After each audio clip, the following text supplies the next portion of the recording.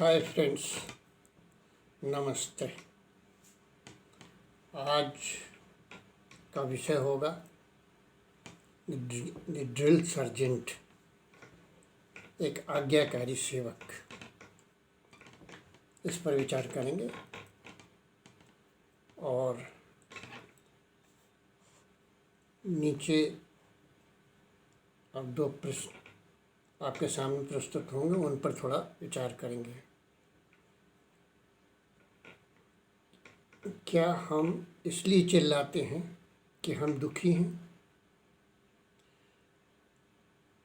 और दुखी महसूस करते हैं, अथवा क्या हम दुखी महसूस करते हैं इसलिए चिल्लाते हैं? दूसरा है,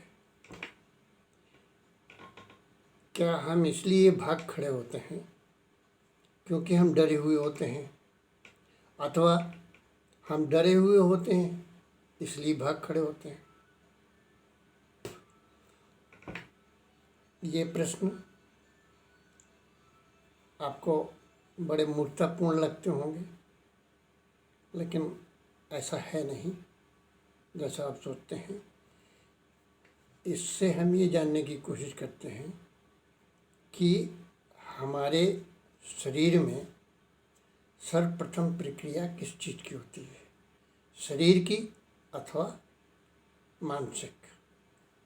हमें इसका पता लगाना है।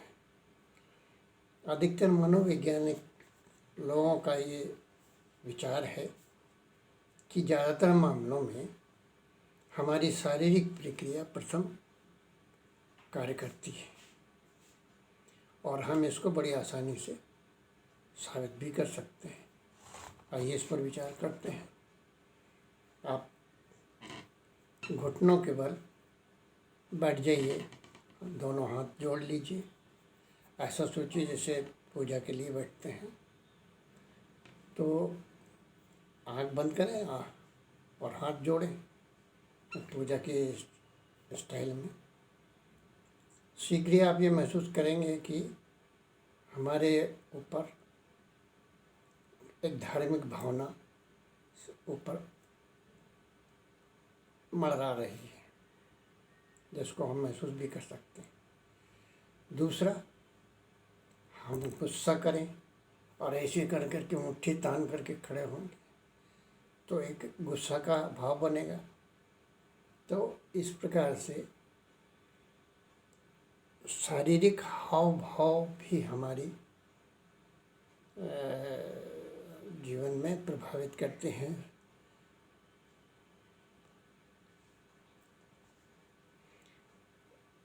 इस प्रकार से हम एक महत्वपूर्ण फैसले पर पहुंचते हैं कि जिस प्रकार से मस्तिष्क हमारे शरीर को कंट्रोल करता है, प्रभाव डाल सकता है, उसी प्रकार से शरीर भी मस्तिष्क पर प्रभाव डाल सकता है। आई बात समझ में? तो इसके आगे की बात यह है, ये सारा पार कार्यक्रम, कि यदि आप तनावग्रस्त अपने को कभी महसूस करते हैं,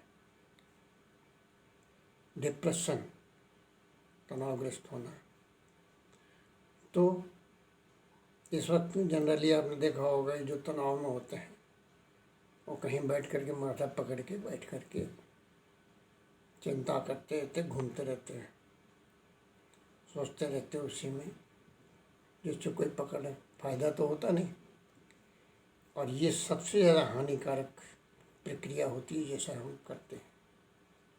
इसे तो बिल्कुल नहीं करना चाहिए, क्योंकि आपकी तनावग्रस्त शारीरिक स्थिति जो है मस्तिष्क को और अधिक बल देगी कि आप और डिप्रेस्ड हों, तनावग्रस्त हों। इसलिए माथा पकड़ के बैठना तो किसी प्रकार से हितकर नहीं माना जा सकता। अब ऐसी स्थिति में हमें करना क्या चाहिए? वो ये है कि चेहरे पर मुस्कान लाएं, ऐसे भाव लाएं कि हम प्रसन्न हैं, जोश से भरे हुए हैं, हमारा सीना तना हुआ है, हमारे कंधे ऊंचे हैं और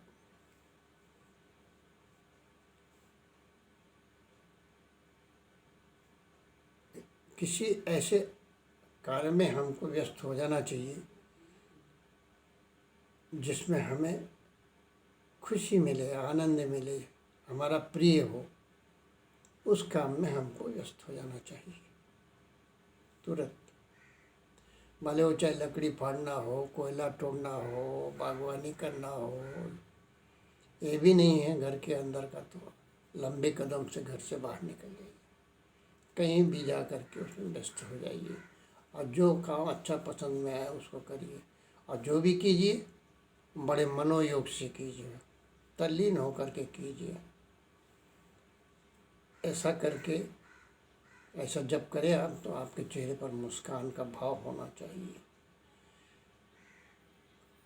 शिकन की कोई भी